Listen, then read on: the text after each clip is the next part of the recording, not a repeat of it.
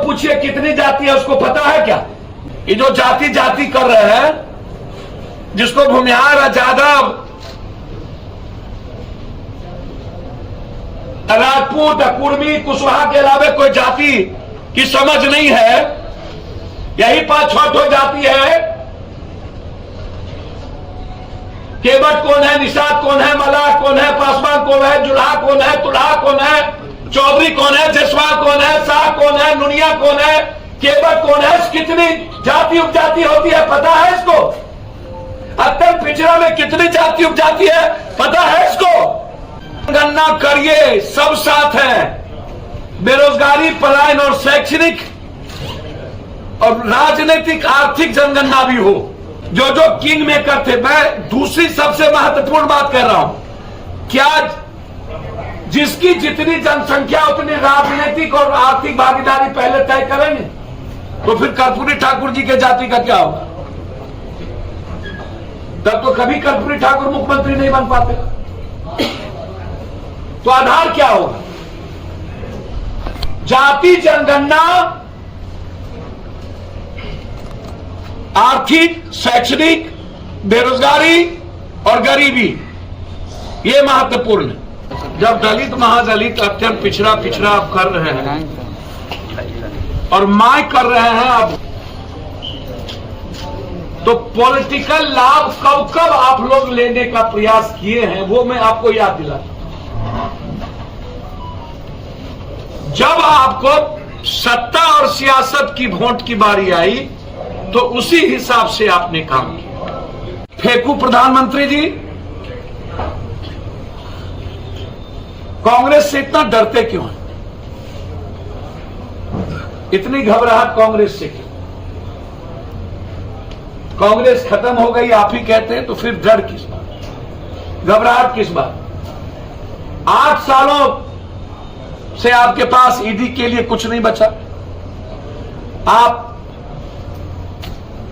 जब कोई मुद्दा आपके पास नहीं बचता है, महंगाई, बेरोजगारी, एजुकेशन, तो फिर आप ताजमहल के नीचे हिंदू मियां को खोजते हैं, जैसे यहां विपक्ष के नेता भूमिहार जादव को खोजते हैं। ये दोनों आदमी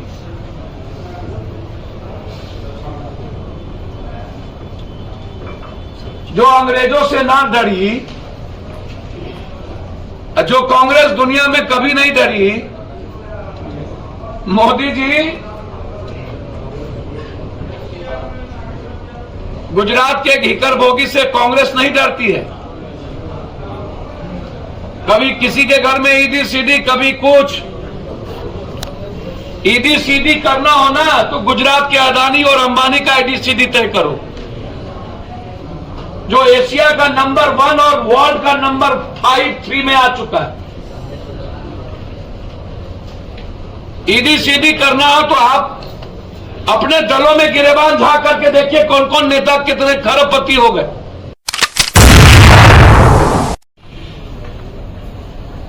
लगभग, पहले तो युवराज को पूछिए कितनी जाति है, उसको पता है क्या? ये जो जाति जाति कर रहे हैं, जिसको भूमिहार, जादव, राजपूत, कुर्मी, कुशवाहा के अलावा कोई जाति की समझ नहीं है। यही 5-6 जाति है। केवट कौन है, निषाद कौन है, मलाह कौन है, पासवान कौन है, जुल्हा कौन है, तुल्हा कौन है, चौधरी कौन है, जसवा कौन है, शाह कौन है, नुनिया कौन है, केवट कौन है, कितनी जाति उपजाति होती है पता है इसको? अत्यंत पिछड़ा में कितनी जाति उपजाति है पता है इसको? मैंने गणना करिए, सब साथ है। बेरोजगारी, पलायन और शैक्षणिक और राजनीतिक आर्थिक जनगणना भी हो।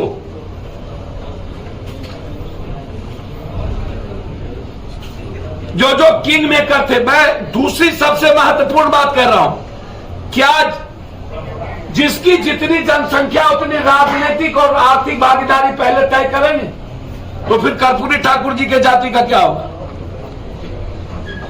तब तो कभी कर्पूरी ठाकुर मुख्यमंत्री नहीं बन पाते।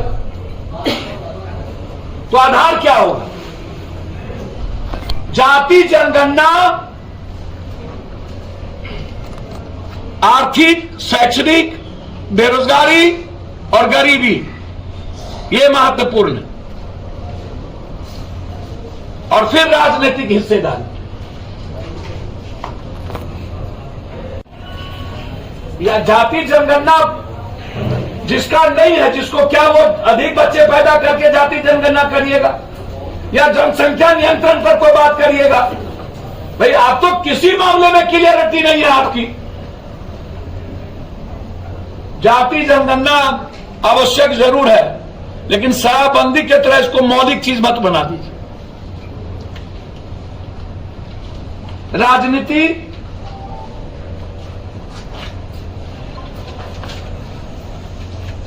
जाति जनगणना एक बड़ा प्रोपगंडा है, और मैंने बहुत स्पष्ट कह दिया 260 जाति का श्वेत पत्र किन किन को नहीं मिला, विधानसभा में लाए और प्रतिनिधित्व का भी हिस्सेदारी जातीय आधार पर तय करें। मैंने पहले ही सारी चीज। दूसरी चीज, 15 साल शासन नहीं है सर, 16 साल विशेष राज्य और विशेष पैकेज। ये विशेष राज्य और विशेष पैकेज को इन्हीं दोनों दलों ने बिहार की हिस्सेदारी से वंचित किया, और बिहार का बंटवारा बीजेपी और राजद मिलके किया। इसको समझिए। तब ये ललबबुआ जो ट्वीट करने भी नहीं जानते हैं आजकल, और रणजीत सिंह के इशू पर 1000 नौकरी का लिस्ट हाईकोर्ट मंगा लिया, और एक लोग गिरफ्तार हुए हैं रणजीत सिंह के कोचिंग के। अगले बार बीपीएससी में रणजीत सिंह का 365 बच्चा आया, इस पर ये लोग बोलते ही नहीं है। मैं चिट्ठी लिखा।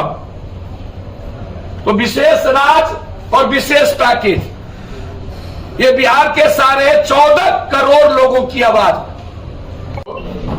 तो पहले तो आप जाति के बारे में इसको समझ है कि नहीं, और ये जाति की समझ कब आई? जब दलित महादलित अत्यंत पिछड़ा आप कर रहे हैं और माय कर रहे हैं आप, तो पॉलिटिकल लाभ कब आप लोग लेने का प्रयास किए हैं, वो मैं आपको याद दिलाता हूं। जब आपको सत्ता और सियासत की वोट की बारी आई, तो उसी हिसाब से आपने काम किया। पसमंदा, और तो पसमंदा मुसलमान की भी संख्या निकाली। मुसलमान में भी गरीब जो लोग बांग्लादेशी या जिसकी बात करते हैं, तो हम उनसे कहेंगे, तब तो आर्ज और अनार्ज के बारे में भी आपको किताब पढ़ लेना चाहिए।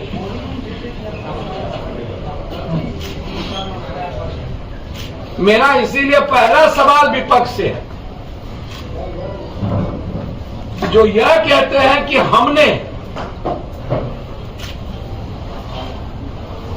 तो आप 2 मुख्यमंत्री, एक डिप्टी सीएम रहे, आप गोदी में निप्पल पी रहे होंगे, दूध पिया बच्चा थे, तब इन्होंने देवगौड़ा और गुजराल जी को किंग मेकर बने हुए थे, और फिर कांग्रेस के साथ इन्होंने 10 साल मिनिस्टर रहा। तो ऐसी कौन सी मजबूरी थी कि आपने सभी जाति को दरकिनार कर गाली दी और माय पर आ गए? और वर्तमान सरकार जो बीजेपी की है, ऐसी क्या जरूरत पड़ी कि अत्यंत पिछड़ा पसमंदा गैर पसमंदा हुआ?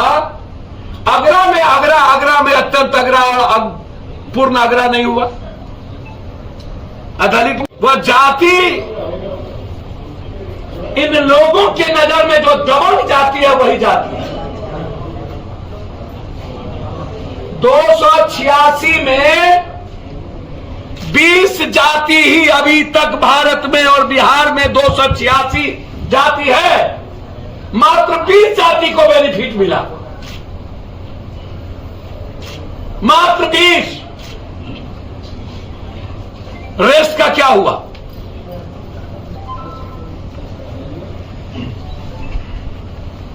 क्या ये जाति जनगणना तमाम जातियों के लिए सिर्फ होगा कि रेस्ट 20 के बाद जितने कमजोर वंचित गरीब जाति है उसके लिए होगा?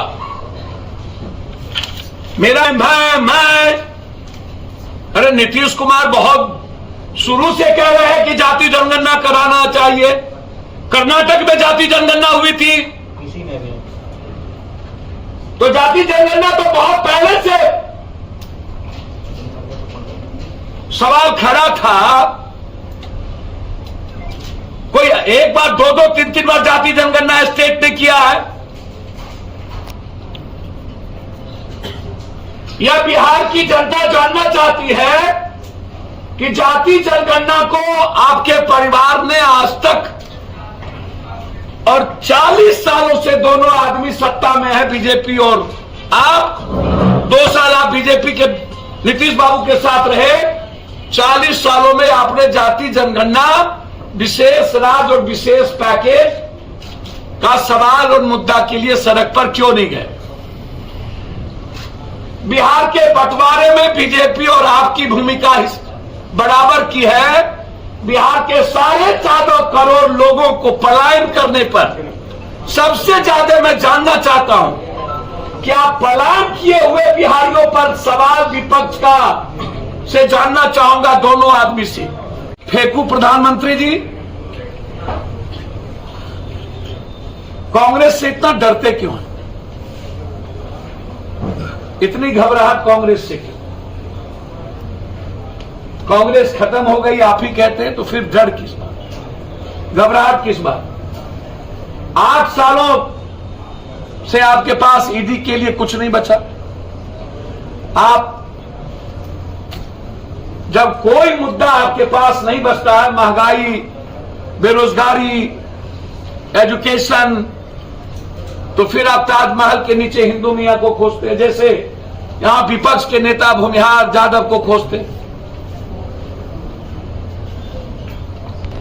ये दोनों आदमी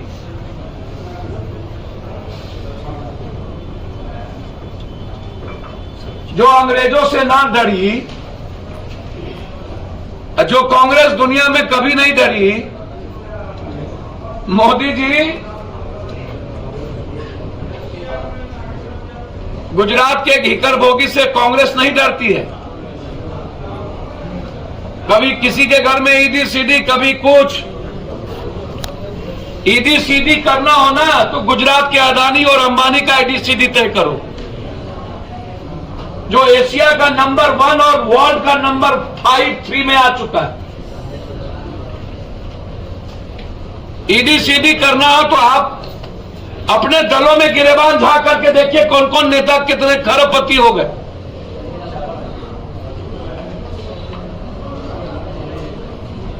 और मुद्दों को डाइवर्ट करने के लिए ईडी सीडी, हमारी पार्टी ऐसे किसी भी कारनामे का विरोध करेगी जो कंप्लीट रूप से देश की आवाज और संविधान की रक्षा और लोकतांत्रिक मूल्यों की रक्षा करने वाला कोई पार्टी जो बीजेपी के नफरत के खिलाफ और जाति को, धर्म मजहब को गाली देने वालों के खिलाफ जो भी बात करेगी उसके खिलाफ जन अधिकार पार्टी है। बहुत बहुत